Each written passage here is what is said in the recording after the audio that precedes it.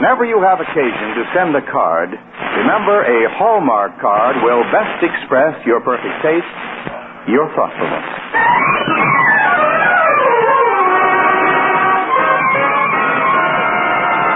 The Hallmark Charlotte Greenwood Show.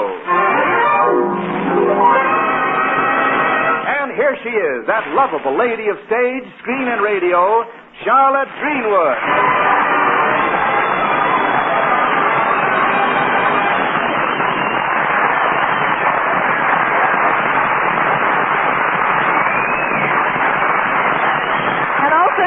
Thank you, Wendell. Today we tell a story of a returning serviceman and a young girl who proves that you don't take a chance when you take a flyer. Well, they tell me you've had some amazing experiences with aviators. Just yesterday I was standing on the steps of the City Hall and I shook hands with a flyer. Well, what's so amazing about that, Mrs. Greenwood? Well, he was flying over the city at the time. And it isn't Mrs. Greenwood, it's Miss Greenwood. Oh, I'm sorry. You're sorry.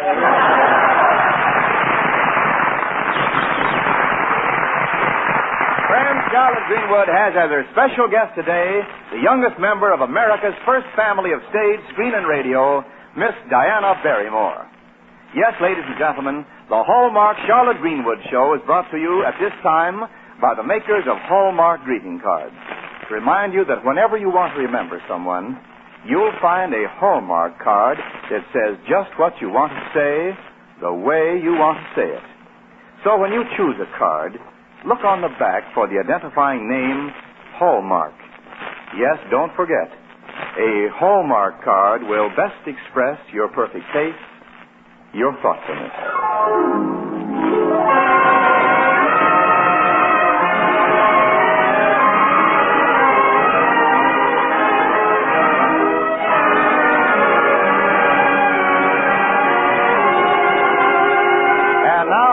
Town of Lakeview, where Aunt Charlotte is raising the three Barton youngsters, little Robert and teenaged Barbara and Jack.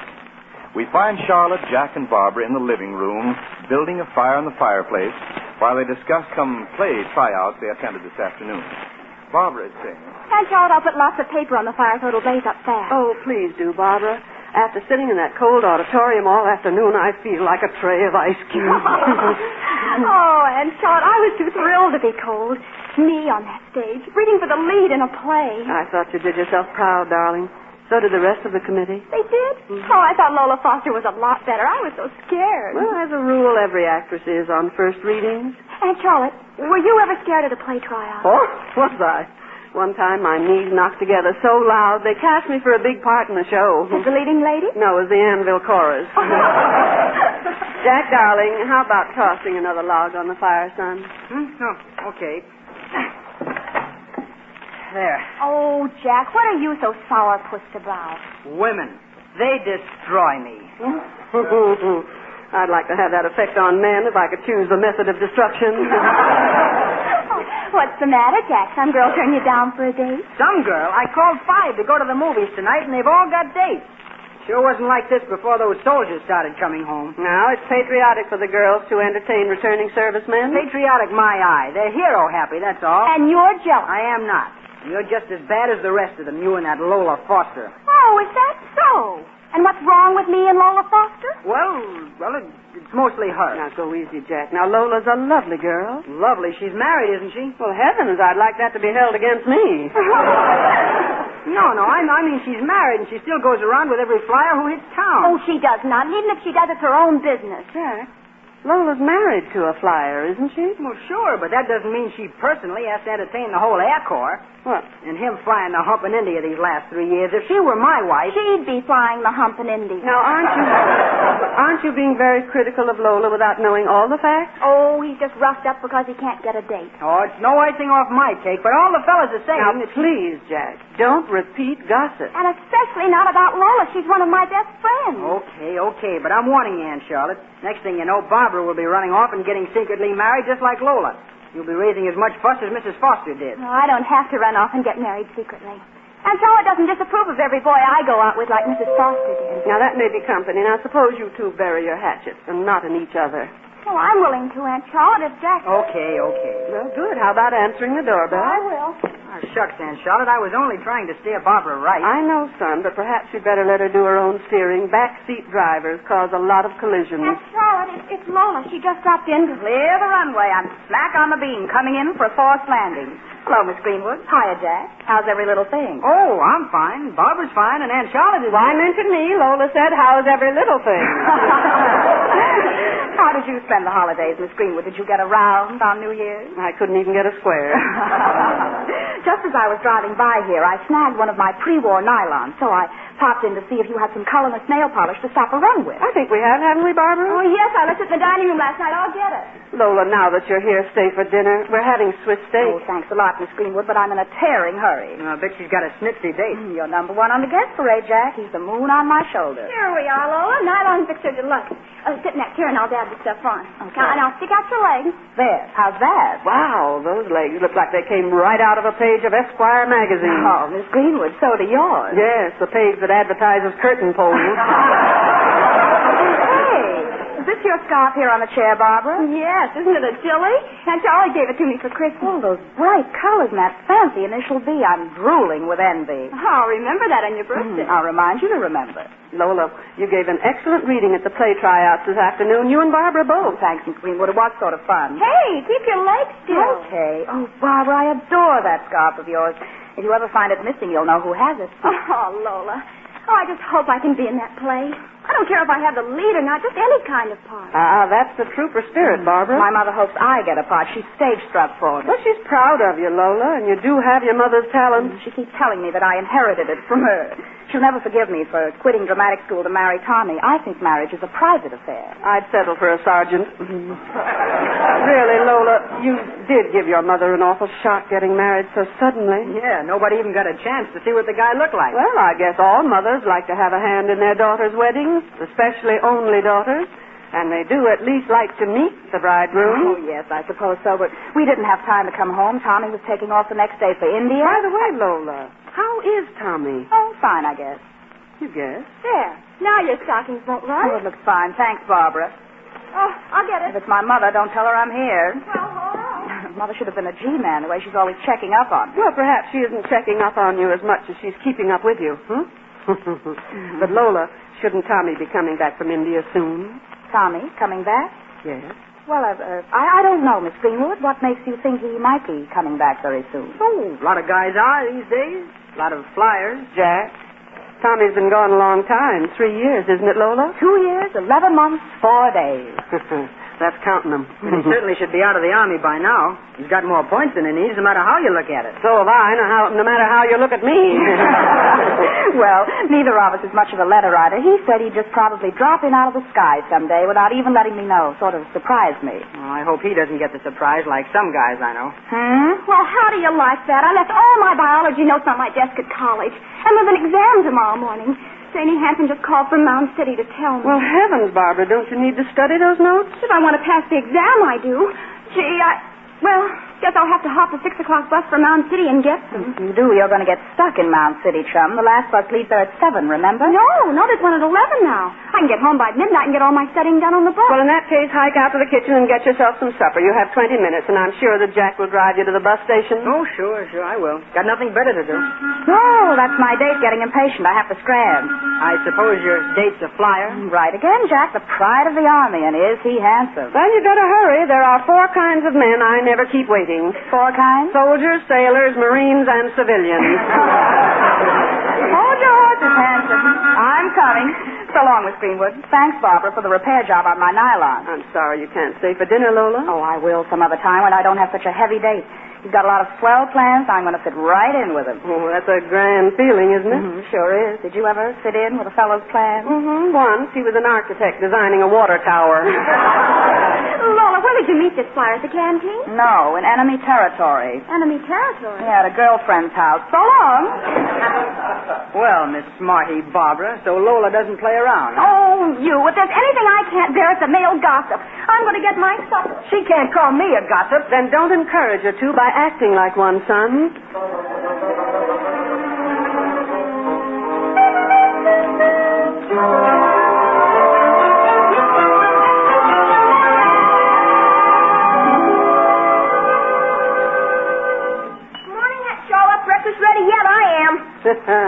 that's a surprise, Robert.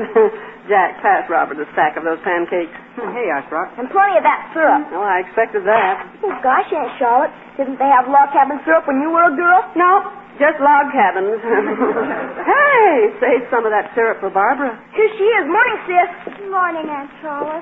Gee, Barbara, do you look droopy? Circles under your eyes down to here. No wonder. When I got up to get a drink of water real late, the light was still on in her room. Well, Barbara, shouldn't you have tried to get some rest with an exam this morning? Yes, but I had to study, Aunt Charlotte. Well, I thought you were going to do that on the bus last night. Oh, I was, but the bus was crowded with a bunch of college twerps who sang all the way from Mound City to Lakeview. I couldn't concentrate.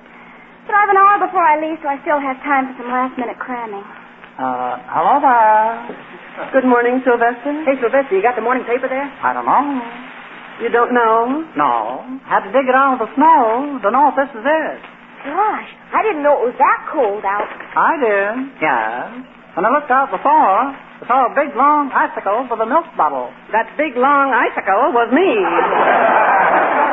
Well, let's have the paper, Sylvester. I want to see the sports page. Jack, may I look at the funnies? Sure, Sprout. I can get this paper apart without tearing it. Wait a minute.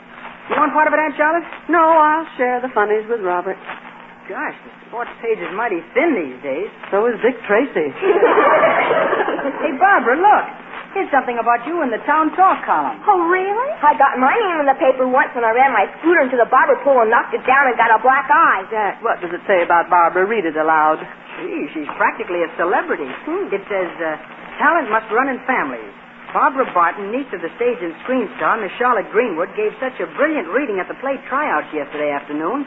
She's almost certain to win the coveted lead role in the season's first show. Oh, that's nonsense. I was awful. Oh, I bet you were swell. I bet you were, I bet you. I bet you better finish your breakfast, Robert, or you'll be late for school, I bet you. Wasn't Barbara good, Aunt Charlotte? Maybe I'm prejudiced, son, but I thought she was the best. Oh, Aunt Charlotte, Lola was every bit as good as I was. Oh, she couldn't have been, and you're going to get the lead, see? Unfortunately, the whole committee is doing the casting for that play, and not the Barton family. Just the same, I'm going to tell everybody in the 4th grade about how good my sister is I am. Say, look at this. Oh, boy, I'd hate to be in the shoes of these sad sacks. What sad sacks, Jack? Tells about them here on the front page. I'll read it. An unidentified soldier crashed his car into a fire hydrant at Cherry and First Streets last night about 11:30 and abandoned the rest. According to a witness, the soldier and his girl companion hitched a ride from a passing car and vanished. Because of the epidemic of youthful joyriding in stolen cars, police are making special efforts to trace the couple. Only clue to their identity is a bright-colored scarf bearing the initial B which was left on the seat of the car. A bright-colored scarf? Yeah, bearing the initial B. Hey, what's the matter, Barbara? Why, I had to see about something in my room. Holy smoke, she's sure acting funny this morning. Hadn't you better finish your breakfast, boys? Aunt Charlotte, about that scarf, you don't suppose Jack, too much supposing and not enough knowing gets too many people into trouble. Now hurry up or you'll be late for school. And Sylvester. Yeah? Please tell Barbara I'll be right upstairs.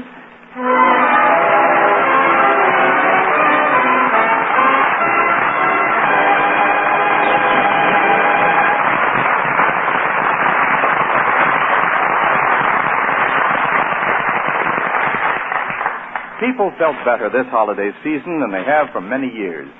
A great cloud had been lifted, 2 wars were over, the hardships of wartime living were beginning to disappear. Certain of your friends and relatives seemed to be extra friendly, extra thoughtful.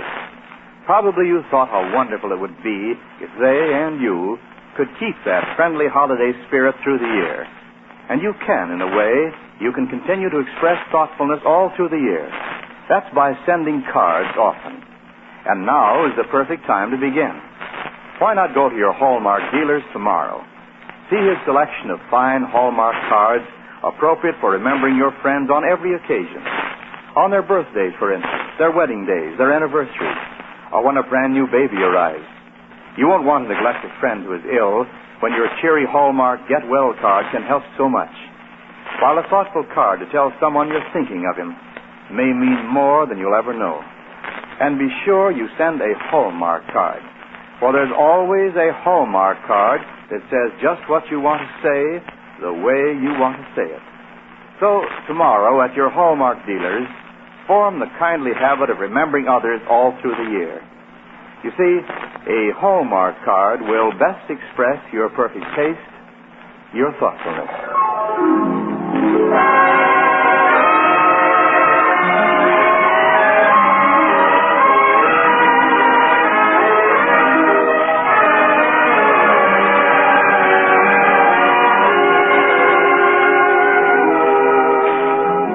Back to the Hallmark Charlotte Greenwood show.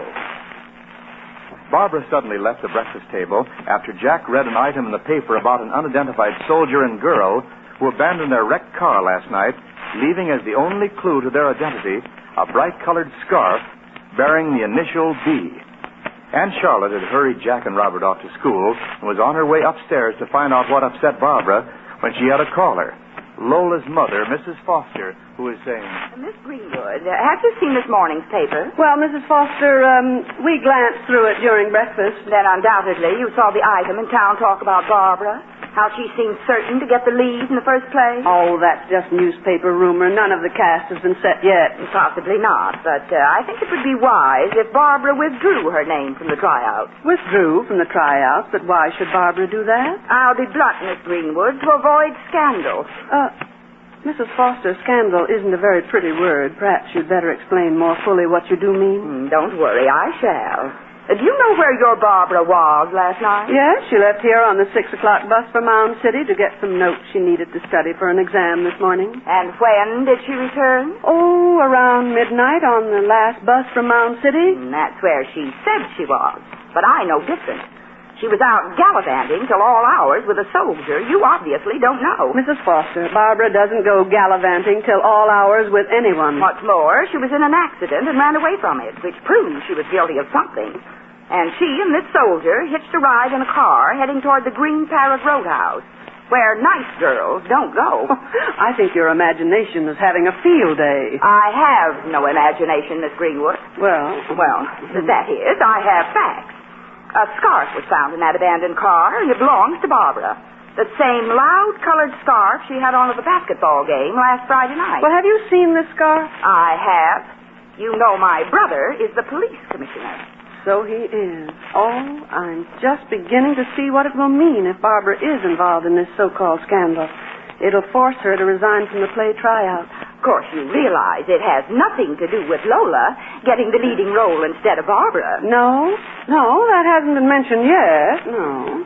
I'm merely trying to save everyone from embarrassment, especially the Children's Recreational Committee, which is putting on the play. I see. Well, that's really civic-minded of you, Mrs. Foster, but I'm afraid Barbara isn't going to withdraw. Then I shall insist upon a complete investigation of this scandal. I shall prove that Barbara was in that car. You won't have to bother, Mrs. Foster. Barbara? I came downstairs to talk to you, Aunt Charlotte, and I couldn't help but overhear what Mrs. Foster was saying. Then I wasn't wrong. You were the girl with that soldier last night.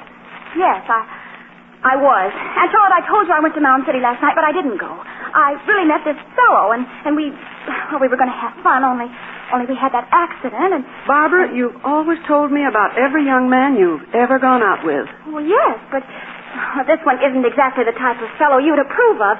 He's sort of a wolf, an old one. An old wolf? I wonder if he's looking for an old lamb. I mean, he's at least 25. What? Sort of the slinky type. Well, in my day, they called it the skidamarinky-dinky type. Miss Greenwood, I don't like to say I told you so. But you will, won't you, Mrs. Foster? Mm-hmm. Barbara, Jack told me he saw you get on that bus for Mound City. Oh, yes, but that was just a ruse getting on the bus, Aunt Charlotte. I got off at the first stop to meet this fellow. Thank heavens my Lola doesn't carry on like that. Barbara, this fellow must have a name. A name? Oh, sure. It's Smith, John Smith.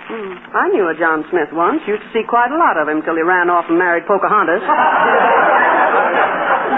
Aunt Charlotte, you're not taking me seriously. Barbara, I'm taking everything you say very seriously. Well, we were going out to the Green Parrot Roadhouse, like Mrs. Foster said, when we had the accident. So we just hitched a ride out there instead. A den of iniquity, that place. I'm happy to say I've trained my Lola never to frequent such places. Barbara, what's this roadhouse like? Oh, dim lights and lots of noise and everybody pushing and shoving. Sounds like Jack's jalopy. It seems to me, Miss Greenwood, that you should follow your ward and her antics a little more closely. Follow her, Mrs. Foster. I'm way ahead of her. Well, I'm sorry if I'm causing a lot of trouble, Aunt Charlotte, but after all, I'm not a child any longer. I can't stay wrapped up in cotton all my life. I want romance. Does get you at times, doesn't it? Really? When I think of the scandal the Children's Recreation Committee might have been exposed to, Barbara, you'll withdraw your name from the play tryouts immediately. Well, all right, if that's the way you want it, Mrs. Foster. Well, I believe that settles everything. Now I must be going. Just a moment, Mrs. Foster. Barbara is not withdrawing from the play. But Aunt Charlotte... Barbara, I know you're making up this whole story, but there's still one piece I can't fit into this jigsaw puzzle. Aunt Charlotte, I'm not making up anything. I did everything I said. And there's plenty of proof that you did. Barbara couldn't have behaved as she said she did. Be too much out of character. Nonsense and fiddlesticks character. Why, she's just a wild girl. Well, then she certainly became wild on the spur of the moment. No, Barbara's shielding someone, and if Aunt it's who Charlotte, I think... I'm not letting anyone else take the blame. I fully intend to suffer the consequences for all I've done. Well, will you stop suffering long enough and answer the door? Well, I guess so. Really, Miss Greenwood, I can't understand your blindness. But if you insist upon taking this attitude, I shall... I know, Mrs. Foster, you will have to do your duty. Aunt Charlotte, it's Lola. She's with a flyer. Hello, everybody. I want you to meet... Gee, Mother. Lola, well, what are you doing here? And who's that person with you? Well, that's... Come here, soldier. Meet my mother. Howdy, Mrs. Foster. And Miss Charlotte Greenwood and Barbara Barton. Well, howdy to both of you, too. Oh, I saw Miss Greenwood in a picture when I was overseas. I'm glad to see you survived that, too. When did you return, son? Just last night. Well, I'm sorry we haven't time to get acquainted now. Some other time. Come along, Lola. Just a minute, Mother. Yes, Mrs. Foster, just a minute. Give us a little chance to get acquainted with your hero's son-in-law. My son-in-law? Mother, this is Tommy. Miss Greenwood, how did you know he was my husband? By that light in your eyes. Only a man you're in love with gives a woman that. Well, Miss Greenwood, when are we going to see that light in your eyes? When the Florida Chamber of Commerce eats a California orange.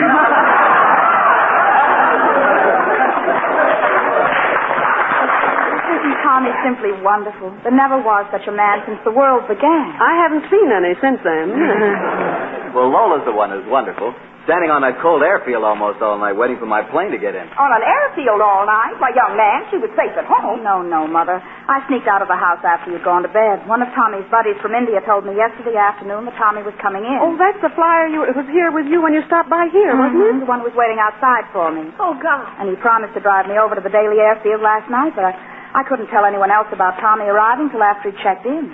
Lola, in driving to that airfield, did you by chance happen to have a little accident? You heard about it? Oh, we smacked a hydrant. Why, that couldn't have been you. My daughter in that accident? Why, Barbara's scarf was in the car. Oh, that's because I found her scarf caught in my coat when I left here yesterday afternoon. I guess I was so excited after the smash I left it behind in the car. After all her hurrying, she had to wait 4.5 hours for me at the airport. Well, after 3 years of waiting, what's 4.5 hours more, eh, Lola? You're so right, Miss Greenwood. Well, at least I don't have to listen to second-hand tales about Tommy anymore from friends of his getting back to the States. Lola, then all those flyers you went out with... We're just friends of the bridegroom, Barbara. Well, wait till I tell that to Jack.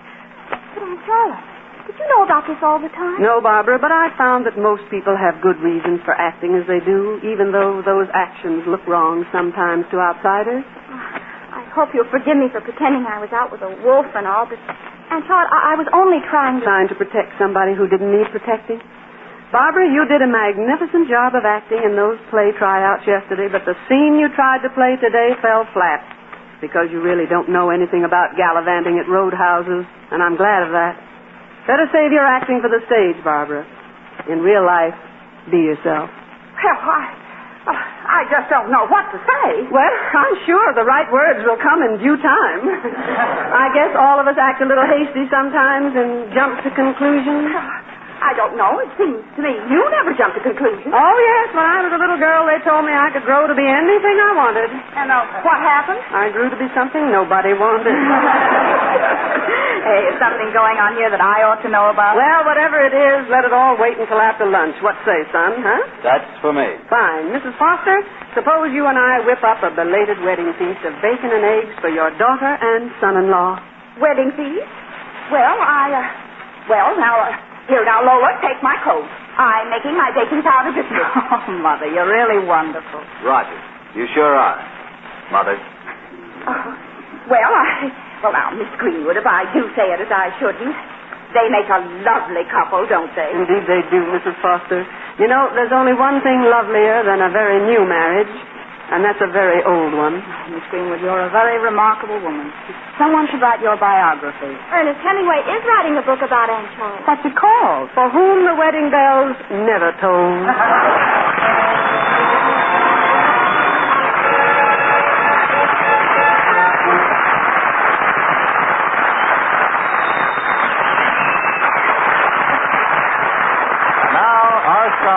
Charlotte Greenwood. Friends, we hope there is no sadness. Now the time has come to part, for there isn't any parting when your friends stay in your heart. And so, although we're leaving in our final Hallmark show, we're all happy that we've met you through the means of radio. Yes, we're glad for our reception at this spot upon your dial. We're all grateful for your laughter, and we're thankful for each smile. We will treasure all the letters and the cards you sent our way, and they'll keep your friendship with us till we meet again someday. We all hope we're leaving with you what our stories tried to give, that faith and trust and friendliness are the worthwhile ways to live. And if you keep that thought alight, our goodbye is happy then. It's a candle in the window till we come your way again.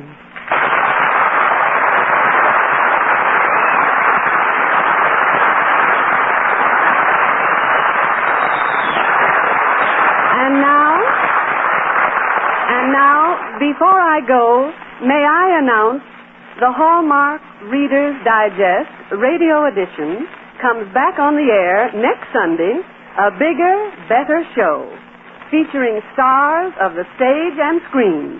Listen in next Sunday to the premiere show. Hear thrilling dramatizations from America's favorite magazine with America's favorite stars. Remember, next Sunday, the Hallmark Reader's Digest radio edition. See your local newspaper for time and station.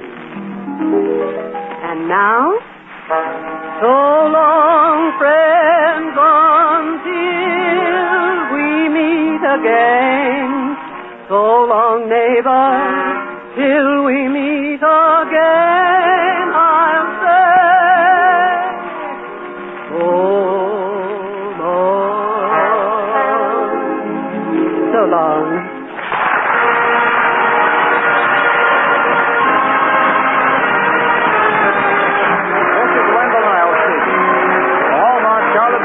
Was written by Betty Hopkins, Richard Carroll, Bill Cole, and Hy Alexander, and came to you from Hollywood. The part of Sylvester was played by Eon Wood. The Barton children, Barbara, Robert, and Jack, were played by Barbara Eiler, Bobby Larson, and Edward Ryan. I'd like to read a telegram that has just been handed to me. It reads, Dear Charlotte, I want to personally thank you for the splendid program you've put on for Hallmark greeting cards this past year and a half. Your show has always been enjoyable and has always reflected your own good taste and fine personality. The Barton family has become very real to your millions of listeners who are invited into your home every Sunday afternoon. All of us here at Hallmark join me in wishing you good luck, good fortune, and Godspeed.